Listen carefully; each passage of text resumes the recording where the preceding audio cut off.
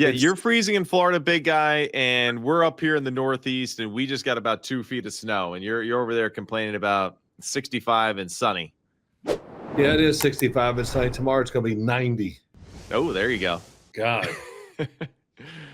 Big Phil on vacation with DD Sims. Oh, my gosh. Enjoying themselves. Happy anniversary, Big Phil. Yesterday was your anniversary, right? Of being married to my lovely mother. Yeah. How was your day yesterday with you guys? It was okay. Yeah, I mean, you're on vacation. It's okay. Let's do this. Let's do that. Let's go out to dinner. Da da da. And so it was good. It was good. Yeah, great spirits. So I'm glad that for some reason at the last second I remembered it was an anniversary. Didn't you plan the trip around the anniversary? Yeah, I guess. I don't know. Or it just worked out that way for you? I think it worked out that way. I did not plan around it. I just got lucky. Well, there you go. Ignorance is bliss that way. And I learned this too, or I didn't learn this, but I realized this. So your honeymoon took place during the 1980 Olympics. Yes. When the U.S. won gold. Herb Brooks and the team beat the Russians there to win gold and all that. And then here we are many years later on your anniversary, and the United States takes gold again. Yes. Against the Canadians. So there we go. So, you're a little bit of a lucky charm here for the USA hockey team. Well, they beat the Russians, and then we got married on a Saturday, went to New York, stayed there. And then the next morning, she's asleep. I'm up because I wanted to see the gold medal game against Finland. Right. And she likes to make fun of that. Yeah, we got married, and all he's worried about is the damn hockey game. All he's worried about is Phil Simms. He's watching the U.S. beat the Finns. Damn it. I think she goes, okay, I know what I'm in for. Here we go. Yeah. Little did she know. She loves it. Up until that point, how much of a sports junkie Phil Simms was, even when it comes to hockey in Lake Placid. Big guy. Funny thing for me today, actually, I went to Market Basket down the street. I was getting my donut for the day. Don't tell the kids, okay? This is Daddy's secret. And I'm walking around and I see this guy. Looks kind of familiar. I don't really think anything of it. I'm minding my own business, right? And get into the line, right, to check out, right, with my donut. And I turn and look over my shoulder, and lo and behold, there's Coach Brian Callahan in line. And I was like unsure for a quick second because he grew the beer out a little bit more than what I was used to seeing. And then I saw the hat with the 3 stars, which is like the 3 stars of the state flag for the state of Tennessee. So I was like, all right, this guy's got all the makings of Coach Callahan. So I said, what's up to him? He goes, hey, how are you? And, he didn't know who I was. And I was like, oh, my name's Matt Simms. I live here in town. And he goes, oh, Matt Simms? He goes, no shit. How you doing, man? Good to see you. So, we had a good little chat there as we were checking out of the grocery store together to start our day. And he was very funny, very kind, really was light, happy. Of course, he was sharing with me, hey, the rest of the family's still in Nashville. I'm over here in Jersey with the whole snowstorm. I had to kind of bunker up with some of my in-laws and do all that. So pretty funny to hear him say that. And he goes, hey, Dave's great dude. He goes, how about me and Dave's? We just switched jobs. How great is that? So, it's just cool to kind of see a coach like that, as talented as he is, still excited about this upcoming year. And he was just like, hey, I got to coach Cam Ward last year. Now I got Jackson Dart. I mean, who's got it better than me? Yes. And, it's really funny. I turned the TV on and there's a Tennessee Titans game on. Right. They were playing Cleveland. So I don't know when it was, maybe early this morning. So I watched it and I just went, wow, Cam Ward, like you had said earlier once, that he really kind of figured it out there at the end of the year. He made some really big time dynamic throws and he does it with ease, which was really cool. And going back to Coach Callahan, right. He married of course, a friend of ours' daughter. Mm-hmm. And, so we've kind of followed him because of that, in Cincinnati and then getting the head job down in Tennessee. And you know what, he's young enough and got some experience or whatever, he's going to get another chance someday to be a head coach. So, yeah, I mean, you certainly hope so, right? Because he is one of those guys that is extremely talented and earned the right to be a head coach one time around. You got to think too, you're right. Like with his youth and his ability, of course, to be on the offensive side around quarterbacks and the development of that position, that he'll get another opportunity. And, and we've discussed this before. I would have wished that the Titans, would have allowed him to finish out the year, because they were a team that kind of towards the midpoint of the year started to kind of piece their things together. Cam Ward, of course, getting a little bit more comfortable playing the NFL game. And, listen, they were playing pretty decent football 2 years ago, despite Will Levis just essentially handing the game away in two early instances early on in September that really were just like kind of just insurmountable for the team at that point. But it was just another, classic case of just how tough the damn game is on individuals who are talented, and just it's all about the resiliency of continuing to pursue it and get better at it no matter what. Yeah, Will Levis. Bye, Diana. You leaving? Oh, go ahead. Diana's going to walk behind me. She just came in. Did you hear her come in? Hi, Dee Dee. Hey, there she is. She just asked me. She wants to know, does she get paid for this appearance? Absolutely, she does. Yeah. You see that sweater? You see that sweater? Yeah, that sweater. Yes. That was nice. Yeah, it was very nice. It was.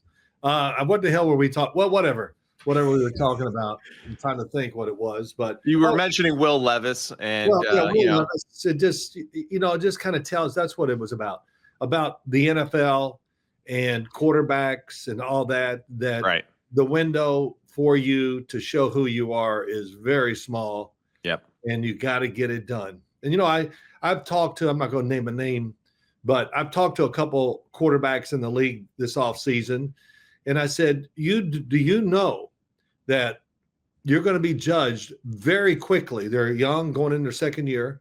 Right. And it's really incredible that you must be ready the first day of OTAs or anything. Right. Because when the practice is over and they all go inside, they got to say, man, did you see Joe today?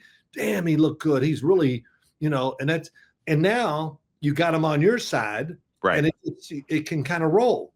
But if you go there and you're very average and you didn't get it done in this free period during the off season, and you just become average in practice, then they're going to forget you. Right. And then it's just good luck trying to hang on. It's luck. No, you're right though. You're right. It is like good luck trying to hang on and all that. And what a terrible feeling that is too. Well, yeah. I mean, listen, when you're the third string quarterback, whatever, all these teams, they're like I said, they're going to judge you quick.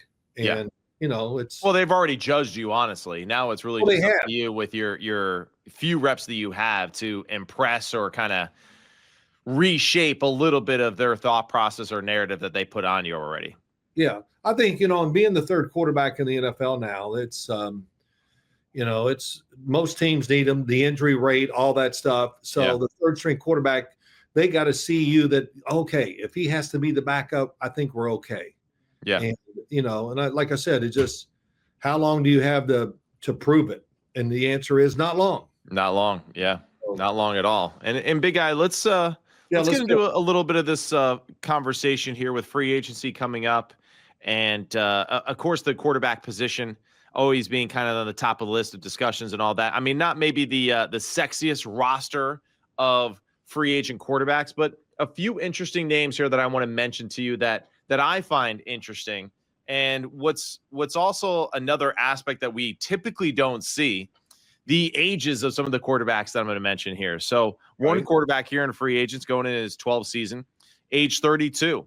Another quarterback going into his 19th season, age 41. Another quarterback going into his 22nd season, age 42. Then you got a 27-year-old and then a 29-year-old. So it's a weird time, I feel like, in free agency with the quarterback play of we got this mixture of these younger guys that are now getting that second or real first opportunity to potentially be a guy for a team. We'll get into one quarterback that's a great example of that. But then you have a few other guys that they just seem to be hanging around, right? Like Teddy KGB said, he keeps hanging around. And it's really interesting. I mean, it is. I mean, and the two guys that I'm mentioning here that are hanging around are Joe Flacco and Aaron Rodgers, who are potentially set to be free agents. Your thoughts on just old man Rodgers and Joey Flaxseed and, hey, can they still do it? Should they keep still doing it? And where do you think is a good fit for them? I have no clue about where the good fit for Joe Flacco is. I haven't really studied it or listened. Does it matter for Joe Flacco? No, Joe Flacco and Aaron Rodgers, they have right arms that are never going to die. And, Right. it's the way it is. Yeah. And, I just keep thinking, and this is not anything against Aaron Rodgers, but, you're the Pittsburgh Steelers. You got a new coach coming in there. I mean, sooner or later, you got to get the guy. Right. You're not going to get the guy if you keep doing what they're doing. Yeah, right. So I don't know if they'll try to go that way. Of course, I think so much of it is up to Aaron Rodgers. Too, just talking about Aaron Rodgers, coaches, front office, ownership, all that. They're out at practice, and there he is in training camp last year, and they all had to look at each other and go, holy Christ, he's got maybe the best arm I've ever seen. Right, And, right. So that right away, you just go, look, all the things that we can do now because of this. Yeah. So he's probably still going to get the pick. Does he want to play or not? Well, I don't know how to answer all that. With Mike McCarthy being the head coach, I don't know if they're going to – well, they might run the Aaron Rodgers offense because it did kind of start with Mike McCarthy and Aaron Rodgers up in Green Bay. Right. I did some games, and this is no exaggeration. I can't remember the team actually, but 21 times in the game, the slot receiver and the out receiver, the slot guy ran out in the flat, and the outside receiver ran a slant. And they ran it 21 times. Yeah. And they hit it a lot, but it just kind of showed they narrowed it down just to a few plays, and his arm and, all that decision making and all that got it done. But yeah, I think this will be interesting to see where this goes. Yeah. I mean, that was definitely the beginning of that transition from Aaron Rodgers being that ultra aggressive downfield thrower to then just being this ultimate game manager with the cannon of an arm. But the offense got very, very simple very quickly. It seemed like they won the Super Bowl, and then it seemed like every year after that, it just got more tight and constrained and a little bit more just focused on just, I think, what Aaron wanted to do. So he kind of threw out a lot of the other stuff that they really kind of built their reputation on early on there in Green Bay. Let me say this. Let me say this. Yeah. When they won the Super Bowl, Mm-hmm. it was chucking that thing down the field. No doubt. Yeah. And I mean, it was working, and that's who they were. Yeah. And I remember doing a game up there. It seemed like I did quite a few there for a while. And Mike McCarthy says, Aaron loves these seam passes. Yeah. And I said, yeah, I know he does. He goes, I'm going to design so many damn different ways to throw these seams, and if he wants to do it, I'm going to call him and design them. Right. And that's what they were thinking. And I don't know, you're kind of right. I don't know where it started to change, probably to the fact that what they were doing was low risk, and great thrower, accurate and all that. So he made it work. Right. And he kept it going. So, and if you're a quarterback, come on, there's nothing like hitting those slants and flats, and all of a sudden you look up and you go, man, I'm 20 of 22. Yeah. And that's kind of what it was. Devontae Adams was young, dropped everything. Right. And, I don't know if they started changing because of him, but, Well, I mean, guys like Jordy Nelson were in their prime too when he was, being aggressive down the field, and he was unbelievable as far as just being a big, strong guy on the outside. Big guy too. Like, what are your thoughts on just the McCarthy-Rodgers relationship and all of that? I mean, is that something that you think could be potentially the reason why he doesn't go back to Pittsburgh, or do you think there's been enough time now to where it's, like we've moved on, like time has healed the wound a little bit? Yeah, you can only hold a grudge so long. I don't know if you have, but yeah. It seems like Aaron's pretty good at it, though. It seems like he's got a doctorate in that field. You know what? He gets his way. So, that way you don't complain. Hey, right. What I wanted, that's what we did, and all that. So yeah, it worked out great for the Jets, didn't it? And now for them going forward, outside of the Steelers, there was one reporter for CBS. Let me just double check his name. Garrett Podell. He wrote that another fit potentially for Aaron Rodgers would be the Minnesota Vikings. I thought that was an interesting thing that he wrote in the article. I mean, is that something that you think would make sense for the Minnesota Vikings to do, and maybe give JJ McCarthy another year as far as just being groomed, and another year to mature and be the guy potentially after that? Wow. I don't know about JJ McCarthy. I really don't. Okay. So, you know what I mean? I just don't have a feel for it. Yeah. So, yeah, I'm sure they would like to still for him to be, I would think they still want him to be the quarterback. They go get Aaron Rodgers. I look at Kevin O'Connell and what they do on offense. That's not what Aaron Rodgers has been doing. Yeah, right. I mean, they're throwing 20-yard in cuts, comebacks, goes, everything. And and why not with that receiving core? And then when the quarterback, when Sam Darnold, whatever, they tear it up. Yeah. And JJ just doesn't have the experience and the feel to do that yet. Right. And that's what it is too. He's smart. He can pick the guy, but it might be a tick slower than the starter or whatever that they want. So it doesn't work. And, so he's a guy that has to spend his off season taking care of his body, getting bigger and stronger, faster, all that. No matter what position you play, you want to do that in the NFL. Right. But he's got to throw a lot. And, people say, it's not that he has to throw a lot. He has to really think about his mechanics and how to make them smoother, more refined, more compact. yes. Right? Because that was something that you discussed multiple times throughout the year, is that his big windup is the reason why sometimes when he ultimately releases the football, he's so low in the pocket because he's trying to take that big, long step and drive the football. So I think just like his presence and just the way that he goes about the approach of the throw is a big thing for him this offseason. Yeah, and then, when I say throw a lot, that's how you do it. You keep throwing and you refine who you are. Right. Then it just becomes, don't even think about it. Yeah, you got to think about it for a while when you're trying to do something a little different. Yeah. And people say, well, that's the way he is. Well, that's not right. It Right. doesn't have to be the way he is. Man, you can change guys especially over an off season, but they got to be into it, understand what they're doing, and having somebody tell them something correct, and then do tons of reps. That's right. Tons. Think about a golfer. They go to the damn practice tee and they hit balls for 3 hours. Well, why can't the quarterback do it? If you're doing it right, your arm doesn't get sore. You can do tremendous amounts of throws to make yourself better.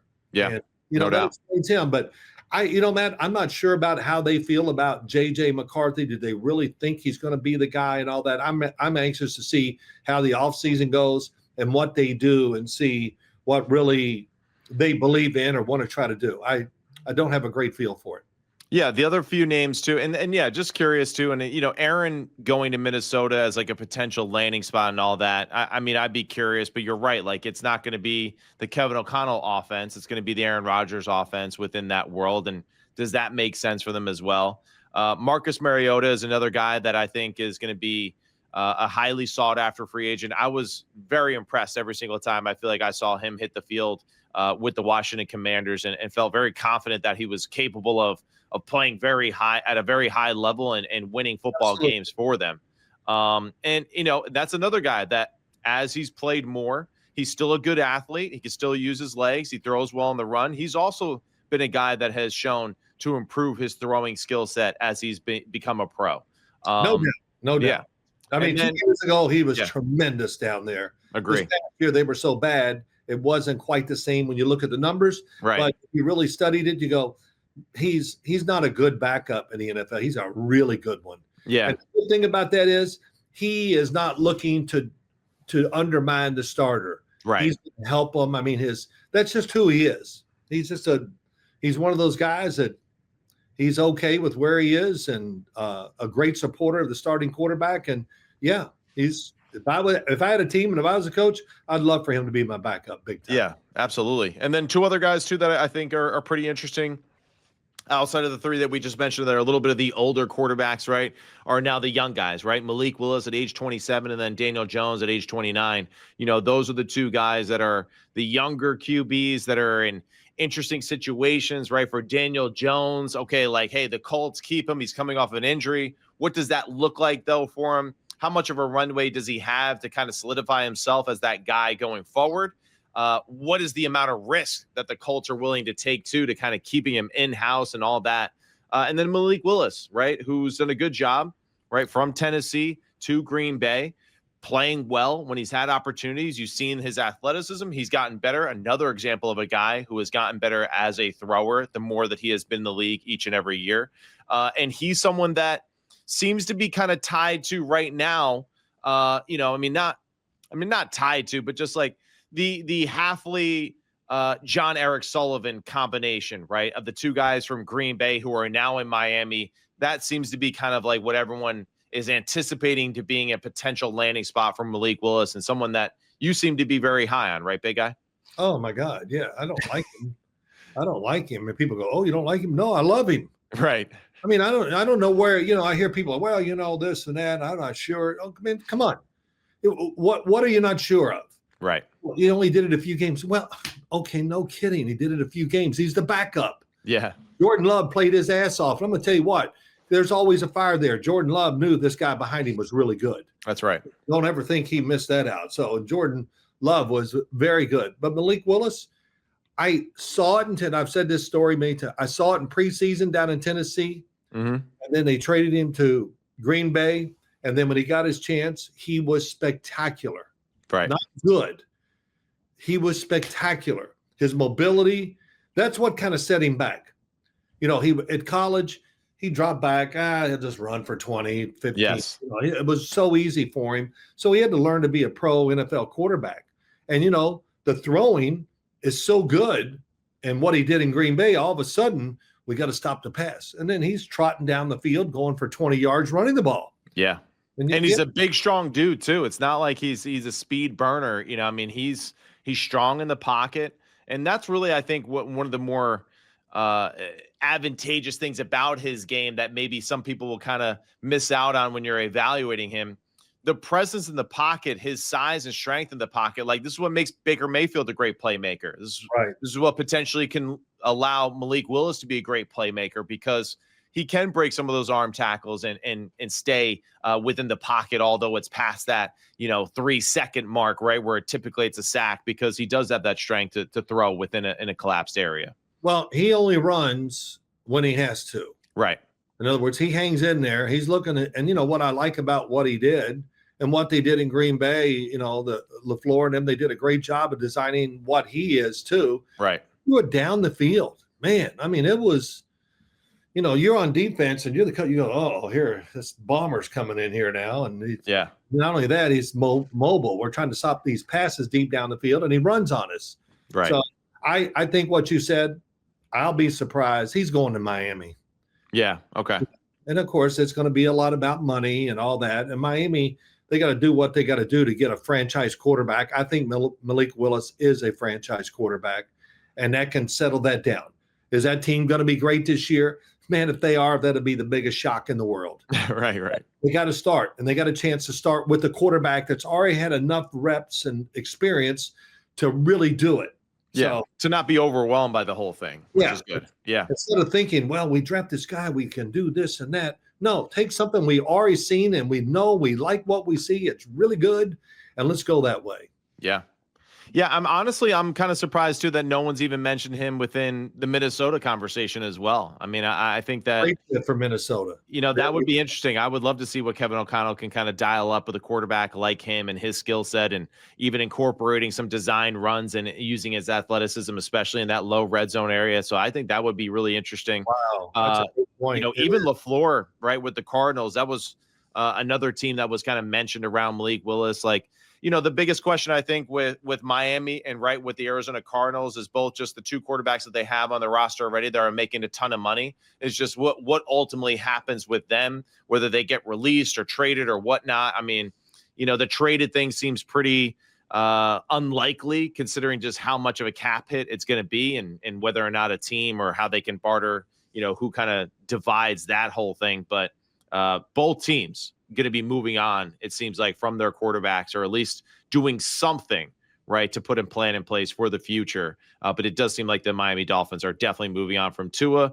And then for the Cardinals, it's a kind of like we'll see exactly how it plays out. Yeah, I don't feel like it's 100% that Kyler Murray is not going to be with the Cardinals. I don't know. I just go, what are you going to do? Where are you going to go? Who wants him to run that offense and all that? And the Cardinals, I think it's a pretty good job. Yeah. It's they seem to they were the team that could play a lot of people really close, but by God, they were just going to make sure they didn't win the game. That's what you felt like. I mean, how many times I turn on and go, oh man, the Cardinals are winning. Let me go on and look, and I go, Oh, shoot, there you go. The interception, the fumble before he goes in the end zone, just on and on. Right. So we'll see. Yeah, we'll see. And, another guy too, right? Just Jacoby Brissett. I understand, right? Just him being the backup to Kyler and all that, but I thought he played phenomenal this year, so even for them, maybe they feel comfortable with kind of, hey, running it back with him as the guy and saying, we'll kind of play for the future after we kind of get a few of these other boxes checked before we move on. That's a great point. That makes sense too. Jacoby Brissett, I don't know. He was trimmer, different as a quarterback. He really threw the football extremely well. Yeah, I did. He was like having fun. He was throwing some rockets. And yeah. He really highlighted Trey McBride, right? He really all of a sudden emerged again of like, oh yeah, this guy is really good, and that's where just good quarterback play, tough quarterback play in the pocket. Again, another guy that fits that body type mold that we're talking about with Malik Willis, and that's why he was pretty dynamic for the Cardinals this past season. Yep.